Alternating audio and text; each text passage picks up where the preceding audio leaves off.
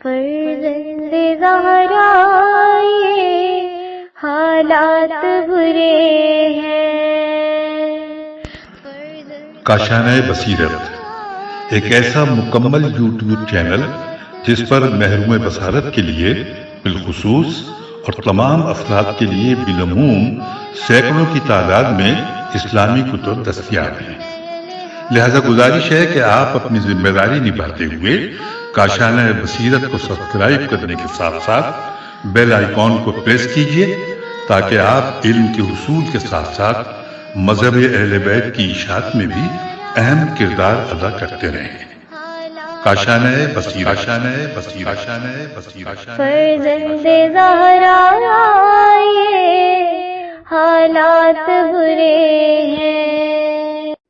بسم اللہ الرحمن الرحیم۔ مکتوب 27 پارٹ 3 لاسٹ پارٹ۔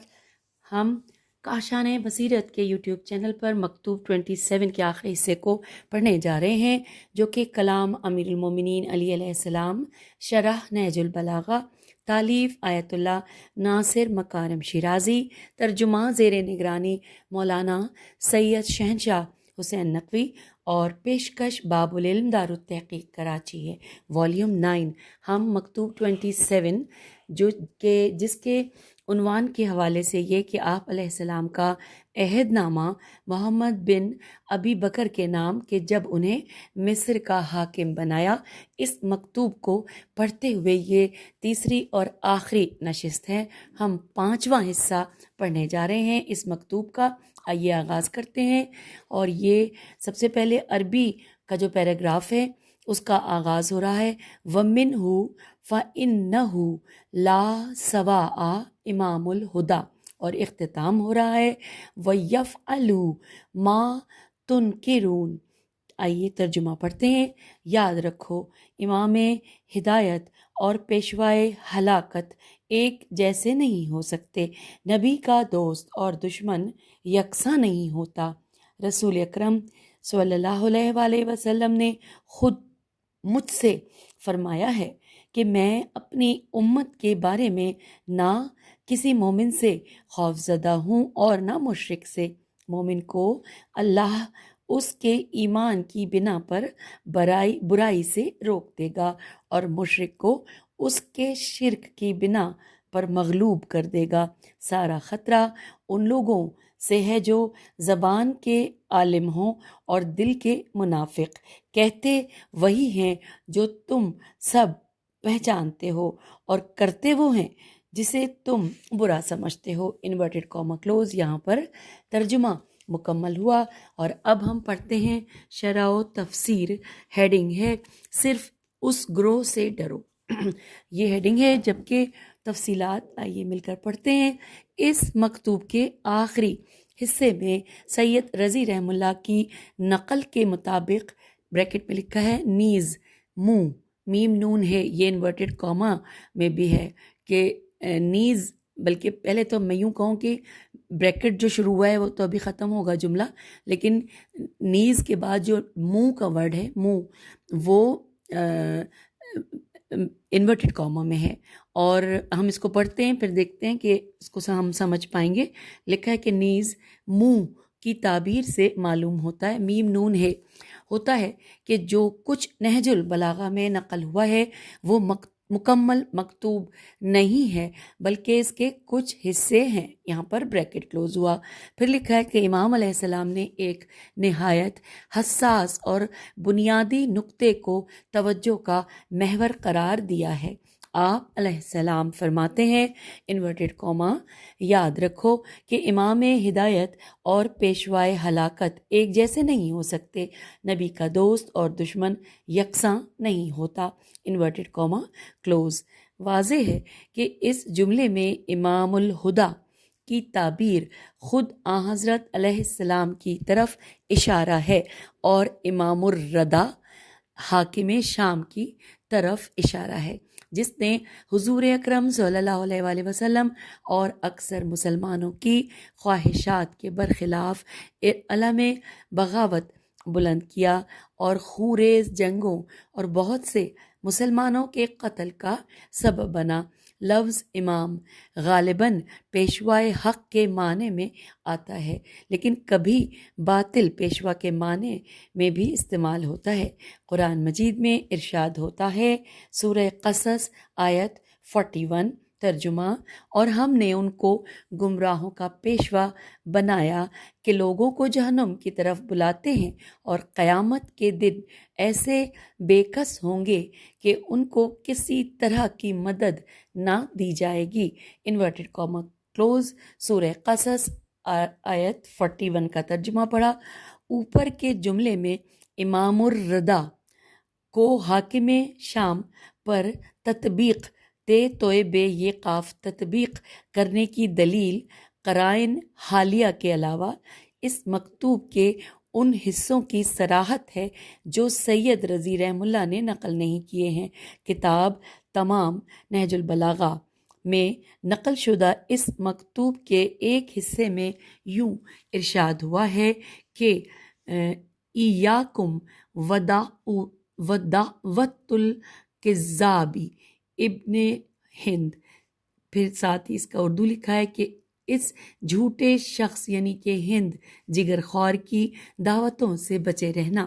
پھر لکھا ہے کہ پھر امام علیہ السلام اس بحث کی تکمیل میں رسول اکرم صلی اللہ علیہ وآلہ وسلم کی ایک حدیث سے یوں استناد الف سین تے نون الف دال استناد فرماتے ہیں۔ ترجمہ کہ رسول اکرم صلی اللہ علیہ وآلہ وسلم نے خود مجھ سے فرمایا ہے، میں اپنی امت کے بارے میں نہ کسی مومن سے خوف زدہ ہوں اور نہ مشرک سے۔ مومن کو اللہ اس کے ایمان کی بنا پر برائی سے روک دے گا، اور مشرک کو اس کے شرک کی بنا پر مغلوب کر دے گا۔ سارا خطرہ ان لوگوں سے ہے جو زبان کے عالم ہوں اور دل کے منافق، کہتے وہی ہیں جو تم سب پہچانتے ہو اور کرتے وہ ہیں جسے تم برا سمجھتے ہو۔ Inverted comma close.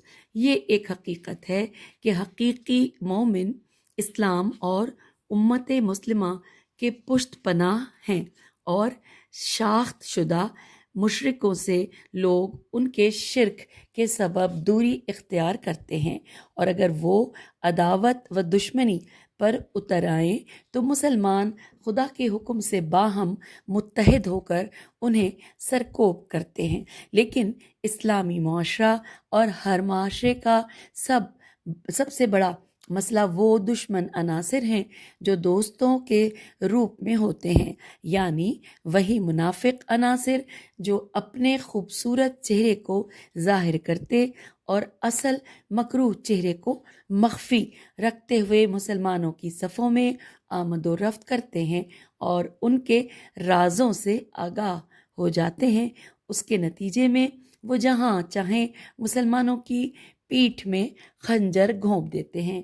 یہ لوگ قرآنی آیات اور رسول خدا صلی اللہ علیہ وآلہ وسلم کی سنت کو اپنے سہارے کے طور پر استعمال کرتے ہیں، لیکن عمل ان کے برخلاف کرتے ہیں۔ اس بات کی واضح مصداق حضرت علی علیہ السلام کے دور میں حاکم شام اور اس کے طرفدار تھے جنہوں نے خلیفہ سوم جو ظاہراً جانشین پیغمبر صلی اللہ علیہ وآلہ وسلم تھے، ان کی خونخواہی کے نام پر قیام کیا، اور جب مجبور ہوئے تو قرآنوں کو نیزوں پر چڑھایا۔ یہ نماز پڑھتے تھے اور نماز جمعہ کے خطبے میں کتاب و سنت کے موافق خوبصورت باتیں کیا کرتے تھے، لیکن امام ہدایت علیہ السلام یعنی حضرت علی علیہ السلام جو خدا اور لوگوں دونوں کی طرف سے منتخب ہو چکے تھے، ان کو کمزور کرنے میں انہوں نے کوئی کسر باقی نہ چھوڑی تھی۔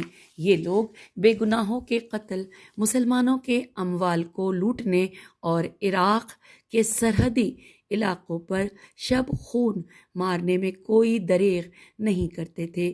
یہ عناصر اس طریقے سے آخر کار رسول خدا صلی اللہ علیہ وآلہ وسلم کی مسند پر قابض ہوئے اور اسلام کو زوال و پستی کی طرف دھکیلنے لگے۔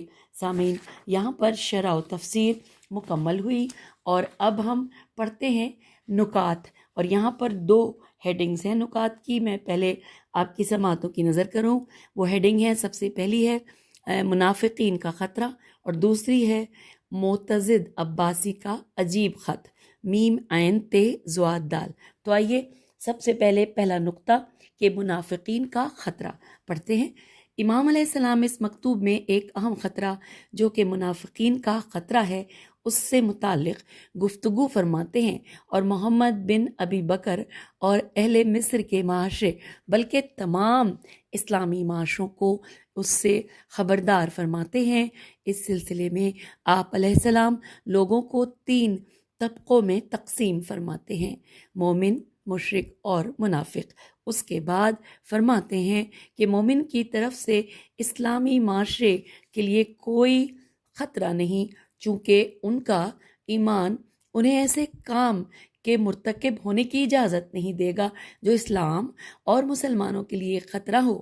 دشمن مشرک جو اعلانیہ مسلح ہوتے ہیں تو ان کا خطرہ بھی اتنا سنگین نہیں، کیونکہ یہ لوگ پہچانے گئے ہیں اور با ایمان مسلمان ان کی فتنہ کاریوں اور منصوبوں سے متعلق خیال رکھتے ہیں۔ لیکن سب سے سنگین خطرہ منافقوں کی طرف سے ہے جو اہل ایمان کے درمیان ہی زندگی گزارتے ہیں۔ دوسرے الفاظ میں یہ لوگ اپنا اسلحہ زیر لباس چھپا رکھتے ہیں، ایسی باتیں کرتے ہیں کہ جن کے ذریعے وہ مومنوں کے افکار اور ہمدردی کو اپنی طرف مبذول کرتے ہیں، لیکن حساس لمحات میں جب انہیں موقع ملتا ہے تو اپنے زہر کو اگلنا شروع کر دیتے ہیں اور اسلام و مسلمین پر کاری ضرب لگاتے ہیں، اگرچہ وہ اپنا نفاق پوشیدہ رکھتے ہیں اور تخریب کاریوں کو خفیہ طور پر انجام دیتے ہیں، مگر ایسا نہیں کہ غور و دقت سے بھی وہ پہچانے نہ جا سکتے ہوں۔ قرآن مجید کے سورہ بقرہ اور سورہ منافقون میں منافقوں کی شناخت کے لیے متعدد علامات بتائی گئی ہیں جن پر توجہ کرتے ہوئے ان کی پہچان کی جا سکتی ہے اور ان کے خطرات کا سدباب کیا جا سکتا ہے۔ نفاق کی جڑوں اور تاریخ میں منافقوں کی طرف سے کی گئی دقیق سازشوں اور ان کے خطرات سے متعلق خطبہ 194 جو کہ اسی کتاب کی 7ویں جلد صفحہ 606 پر ہے، نیز خطبہ 210 کے ذیل میں مفصل اس حوالے سے بحث و گفتگو ہوئی ہے۔ اور اب آئیے سامعین، نقطہ نمبر 2 ہیڈنگ معتزد عباسی کا عجیب خط، میم عین تے زواد دال، معتزد عباسی۔ آئیے تفصیلات جانتے ہیں۔ عہد عباسی کے تعجب خیز امور میں سے ایک وہ خط ہے جو معتزد عباسی نے ایک مدلل حکم نامے کی صورت میں مختلف علاقوں میں بھیجا۔ اس خط کو معروف مورخ طبری نے اپنی تاریخ میں 284 سن ہجری کے واقعات کے ذیل میں نقل کیا ہے، اور کامل ابن اسیر میں اس کی طرف اگرچہ مخالفانہ انداز میں ہی صحیح اشارہ کیا گیا ہے۔ ہم اسے شرح نہج البلاغہ ابن ابی الحدید سے نقل کریں گے جس میں اس کی عمدہ تلخیص پیش کی گئی ہے۔ لکھا ہے کہ ابن ابی الحدید اپنی شرح نہج البلاغہ کی 15ویں جلد میں امام علیہ السلام کے محمد ابن ابی بکر کے لیے تحریر کردہ اسی مکتوب کے ذیل میں لکھتے ہیں کہ طبری یوں کہتے ہیں کہ اس سال یعنی کہ سن 284 میں معتزد عباسی نے یہ فیصلہ کیا کہ تمام ممبروں سے حاکم شام پر لعنت کی جائے، چنانچہ اس نے ایک خط لکھوا کر حکم دیا کہ اسے لوگوں کے سامنے پڑھ کر سنایا جائے۔ اس پر اس کے وزیر عبداللہ بن سلیمان نے اسے خبردار کیا کہ یہ اقدام لوگوں کے ایک گروہ میں کشیدگی کا باعث ہو سکتا ہے، لیکن معتزد نے اس کی کوئی پرواہ نہ کی۔ جو اقدام معتزد نے سب سے پہلے کیا وہ یہ تھا کہ لوگ اپنے کاموں میں مشغول رہیں، اجتماعات سے دوری اختیار کریں اور تعصب سے اجتناب کریں۔ اسی طرح بادشاہ کے پاس جب تک وہ خود نہ بلائے کسی کے بارے میں گواہی دینے کے لیے نہ جائیں۔ داستان سراؤں کو گلی سڑکوں پر جانے اور لوگوں کو اکٹھا کرنے سے منع کیا اور حکم دیا کہ اس خط کے نسخے بنا کر اسی سال کے یعنی 4 جمادی الاول بروز بدھ بغداد کے دونوں طرف محلوں، کوچوں اور گلیوں اور بازاروں میں لوگوں کے لیے پڑھ کر سنا دیے جائیں، پھر جمعے کے دن اس سے باز رہیں اور بغداد کی 2 معروف مسجدوں میں اجتماع نہ کیا جائے، اور ان 2 مسجدوں میں لوگوں کو پانی پلانے والے سقاؤں کو حکم دیا گیا کہ پانی دیتے وقت حاکم شام کے لیے طلب رحمت نہ کریں، کیونکہ معمول یہ تھا کہ پانی پلاتے وقت اس کے لیے دعا کیا کرتے تھے۔ بہرحال جمعے کے دن اس کا خط پڑھ کر سنایا نہ گیا، حالانکہ لوگ اسے سننے کے لیے منتظر تھے۔ اس موقع پر معتزد کے وزیر عبید اللہ بن سلیمان نے قاضی یوسف کے پاس جا کر کہا کہ کوئی ایسی ترکیب نکالو کہ معتزد میم عین تے زواد دال کہ معتزد کو اس کام سے روک لیں۔ قاضی یوسف معتزد کے پاس پہنچا اور کہنے لگا کہ مجھے خوف ہے کہ کہیں لوگ اس خط کو سننے کے بعد صدائے احتجاج بلند نہ کریں۔ معتزد نے کہا، میں تلوار کے زور سے ان کو خاموش کروں گا۔ قاضی نے کہا، آل ابو طالب علیہ السلام کے ساتھ کیا کرو گے؟ وہ لوگ اس موقع سے فائدہ اٹھاتے ہوئے ہر جگہ لوگوں کو اپنی طرف دعوت دیں گے، اور اس میں شک نہیں کہ ان کی توجہ بنی عباس کی نسبت ان کی طرف زیادہ ہے۔ یہ سن کر معتزد خاموش ہوا اور کوئی جواب نہ دیا۔ اس کے بعد اس بارے میں کوئی قدم بھی نہ اٹھایا گیا۔ یہ خط بہت مفصل اور مدلل ہے، اور اس کا کچھ حصہ یوں ہے انورٹڈ کاما کہ امیر المومنین معتزد عباسی بریکٹ میں یہ نام لکھا ہے معتزد عباسی کو کچھ خبر ملی ہے کہ بعض لوگوں کو اپنے دین سے متعلق کچھ غلط فہمیاں پیدا ہوئی ہیں، جن کی بنا پر ان کے عقائد میں خلل پیدا ہوا ہے اور بے جا تعصب کا شکار ہوئے ہیں، جبکہ ان غلط فہمیوں کا اصل سبب بعض گمراہ پیشوا ہیں۔ اس روح سے لوگوں نے رسول خدا صلی اللہ علیہ وآلہ وسلم کی سنت کو چھوڑ کر بدعتوں کی طرف رخ کیا ہے۔ یہ واقعہ امیر المومنین پر بہت شاق گزرا، اور اس کے مقابلے میں وہ خاموشی کو جائز نہیں سمجھتے تھے۔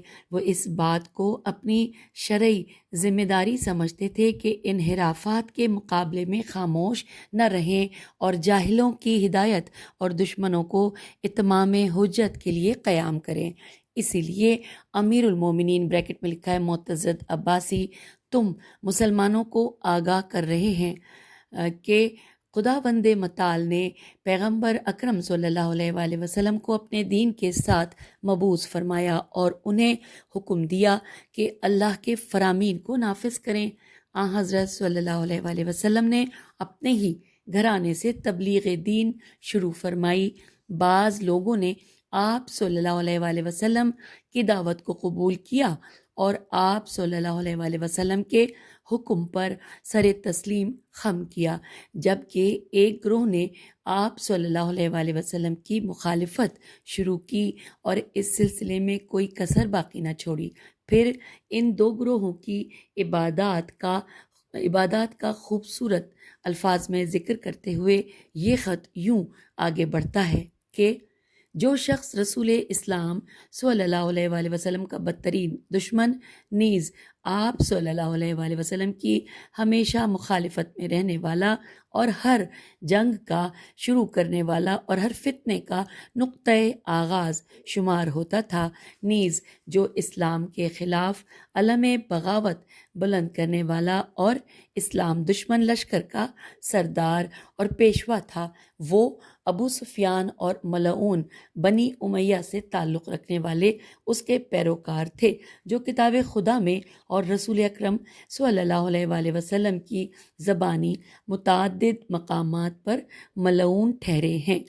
پھر لکھا ہے آخرکار اسلام ترقی پاتا گیا اور یہ شدید دشمن مغلوب ہوا، اس کے بعد اس ملعون نے مجبور ہو کر ظاہراً اسلام قبول کیا، جبکہ اس کا دل کفر و شرک سے بھرا ہوا تھا۔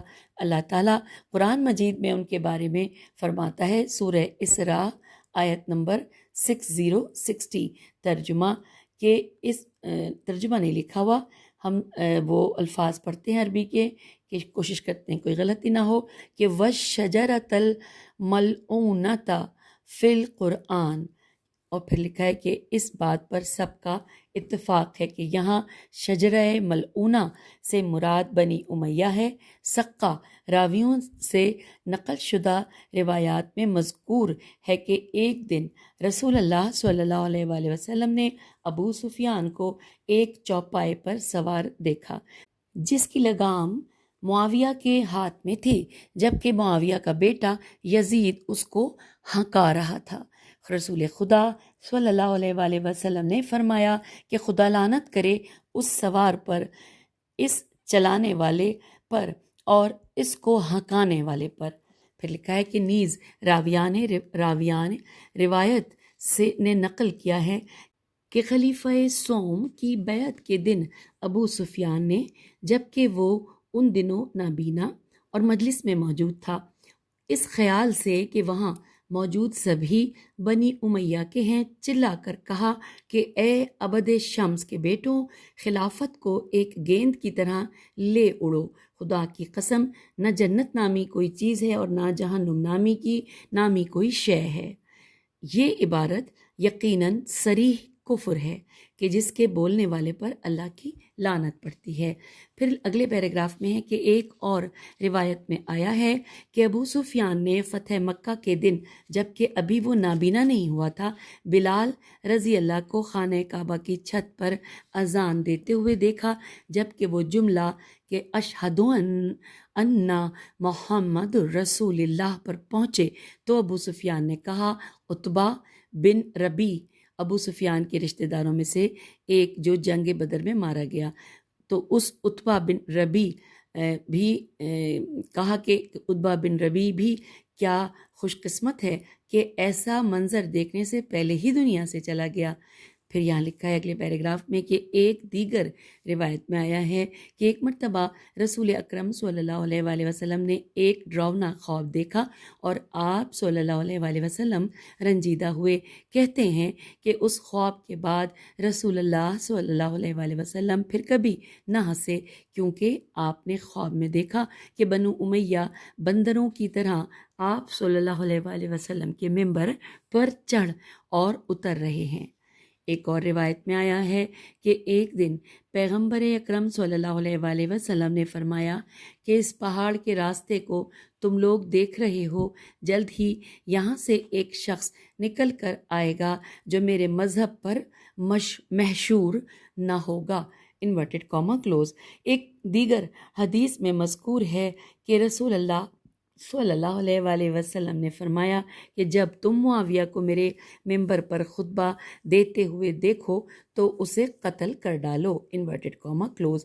اس کے بعد اس خط کے تسلسل میں لشکر شام کے ہاتھوں عمار یاسر رضی اللہ کے قتل کی داستان نقل ہوئی ہے کہ پیغمبر گرامی صلی اللہ علیہ وآلہ وسلم نے ان سے مخاطب ہو کر فرمایا، انورٹڈ کاما، کہ ایک باغی گروہ تمہیں قتل کر دے گا جبکہ تم انہیں جنت کی طرف بلاؤ گے اور وہ تمہیں دوزخ کی طرف، انورٹڈ کاما کلوز۔ اس کے بعد اس خط میں عمرو بن حمق میم قاف حمق خزائی زے الف عین چھوٹی ہے حمق خزائی رضی اللہ اور حجر بن عدی الکندی رضی اللہ جیسے صلحاء سواد لام الف حمزہ اور بزرگان اسلام نیز نیک سیرت اصحاب و تابعین اور صاحبان فضل و علم کی حاکم شام کے ہاتھوں شہادت سے متعلق تفصیل سے یہاں پر بیان ہوتا ہے، انورٹڈ کاما کلوز۔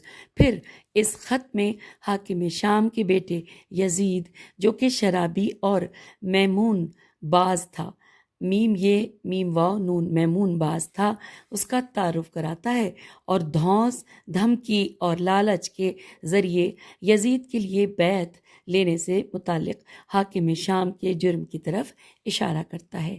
اس کے بعد یزید کی بعض کفریات کی نشاندہی کرتا ہے۔ من جملہ اس کے ذیل کے شعر کو جو کہ کفر و شرک پر مبنی ہے بطور مثال پیش کرتا ہے۔ ترجمہ ہم پڑھ لیں کیونکہ یہ عربی کا شعر ہے۔ ترجمہ: اے کاش میرے آبا میدان بدر میں نیزہ لگنے کے سبب خزرج کی بے تابیاں دیکھ لیتے، انورٹڈ کاما کلوز۔ پھر اس کے بعد خط کے تسلسل میں کہتا ہے کہ اس کے علاوہ بنی مروان یعنی بنی امیہ کی ایک شاخ بنی مروان نے احکام خدا کو اعلانیہ پامال کیا، بیت المال کے اموال کو اپنے درمیان تقسیم کیا، مکے کی ہتک حرمت کی اور بیت اللہ میں ہر قسم کی تخریب کاری کی اور اسے نظر آتش کیا، زمین کو ظلم و جور سے بھر دیا، یہاں تک کہ ان پر خدا کا غضب نازل ہوا۔ رسول خدا صلی اللہ علیہ وآلہ وسلم کے خاندان میں سے ایک گروہ اٹھ کھڑا ہوا اور ان سے انتقام لیا، اور یوں ان کے مرتد آباء و اجداد کا خون بہایا گیا، اور خداوند عالم نے ظالموں کی بیخ کنی کی۔ پھر اس خط کے تسلسل میں بیان ہوا ہے کہ اے لوگو اللہ کے اوامر کی اطاعت کرو۔ چنانچہ ارشاد ہوتا ہے کہ اب یہاں پر جو ارشاد ہوتا ہے اس کا میں حوالہ آپ کو بتاؤں، سورہ احزاب کی آیت 64 کا یہاں پر ذکر ہے کہ ان اللہ لعن الکافرین وأعد لہم سعیرا، اور مزید فرماتا ہے پروردگار سورہ بقرہ کی آیت 159 میں کہ اولئک یلعنہم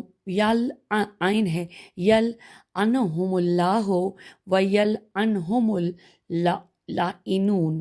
اس بنا پر اے لوگوں تم پر اس شخص پر لعنت کرنا فرض ہے جس پر خدا اور اس کے رسول صلی اللہ علیہ وآلہ وسلم نے لعنت کی ہے۔ آئیے آگے چلتے ہیں۔ اس کے بعد ابو سفیان، معاویہ، یزید اور مروان بن حکم اور ان کی اولاد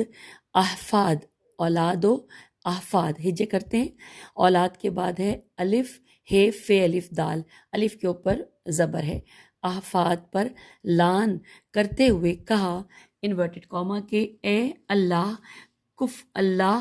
کفر کے پیشواؤں، گمراہی کے رہبروں اور دین کے دشمنوں پر لعنت کر دے کہ جنہوں نے رسول خدا صلی اللہ علیہ وآلہ وسلم سے جنگ کی، تیرے احکام کو پامال کیا، تیری کتاب میں تحریف کی اور بے گناہوں کا خون بہایا، انورٹڈ کاما کلوز۔